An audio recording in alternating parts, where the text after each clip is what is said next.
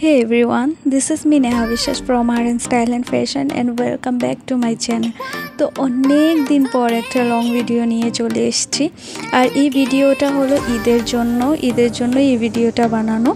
তো আর কথা না বলে আমি মেকআপটা নিয়ে বলছি। আমি ফার্স্টে আমার ফেসটা ক্লিন করে নিলাম, তারপর ময়শ্চারাইজার একটা অ্যাপ্লাই করলাম, টোনার দিলাম। হ্যাঁ, টোনারটা ফার্স্টে দিয়েছি, তারপর ময়শ্চারাইজার, তারপর রিকোয়ার্ডের প্রাইমারটা দিয়েছি। রিকোয়ার্ডের প্রাইমারটা না ফার্স্ট টাইম ইউজ করছি আর খুবই ভালো রেজাল্ট এসছে।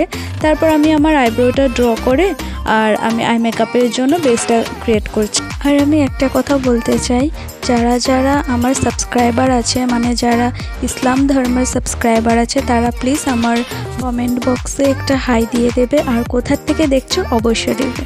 তো কথা বলতে বলতেই আমি এখানে আমার কনসিলারটা ব্লেন্ড করে নিলাম, তারপর আই মেকআপটা স্টার্ট করে দিলাম।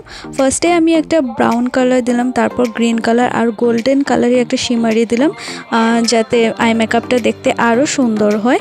তারপর আইলাইনার দিয়ে দিলাম আর নিচে আমি কাজল পরিনি, আমি আইশ্যাডো দিয়ে নিচে স্মাচ করে দিলাম। তারপর আমি এখানে ফাউন্ডেশন ইউজ করিনি, আমি যে কনসিলারটা আমি ইউজ করেছিলাম ওই কনসিলারটাই আমি আবার লাগাচ্ছি, কারণ ফাউন্ডেশন ইউজ করতে আমার একদমই ভালো লাগে না। আমার ভিডিও যারা দেখে তারা অবশ্যই জানে। তারপর আমি এখানে একটু কন্ট্রোল করে নিলাম আর ব্লাশ করে নিলাম। ব্রাশটা করার পর আমি পাউডার অ্যাপ্লাই করছি যাতে আমার মেকআপটা লং লাস্টিং হয়। আর পাউডারটা দেওয়ার পর আমি একটু ব্রঞ্জার করে নিচ্ছি আমার নোজটা শার্প দেখার জন্য। তারপর একটু পাউডার ব্লাশ অ্যাপ্লাই করলাম যাতে আমার গালগুলো আরও দেখতে ভালো লাগে, আগের থেকে আরও সুন্দর হয়। তারপর হাইলাইটার ইউজ করছি, তারপর একটা রেড কালারের লিপস্টিক ইউজ করলাম। তো এটা পুরোটা রেড কালার ছিল না, একটু পিঙ্কিশ টাইপের ছিল লিপস্টিকটা।